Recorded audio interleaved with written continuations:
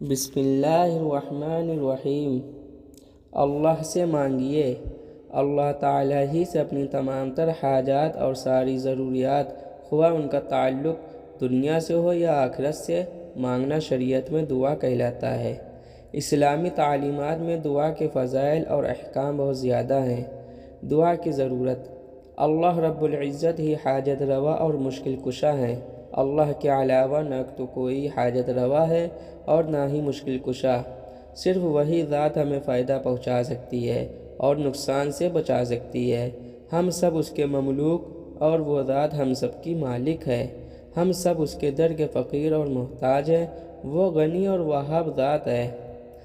ہم مانگنے والے اور وہ دینے والا ہے۔ الغرض ہم بندے ہیں اور وہ آقا ہے۔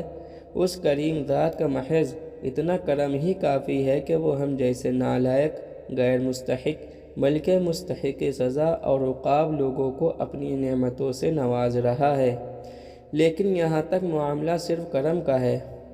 کرم کی انتہا: اب اس کرم کی انتہا تو دیکھیے کہ جو اس سے دعا نہ مانگے وہ ذات اس سے ناراض ہو جاتی ہے۔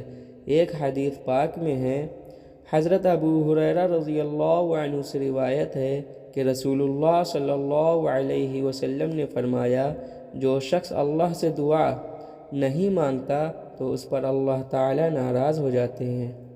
یہ دستور دنیا کے بالکل برعکس ہے، کیونکہ دنیا والوں سے مانگو تو ناراض اور نہ مانگو تو خوش ہوتے ہیں۔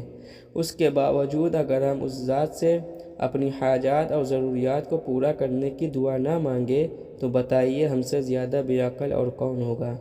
اس لیے ہمیں اپنی ضروریات کے حل کے لیے دعا کی ضرورت کو سمجھنے کی زیادہ ضرورت ہے۔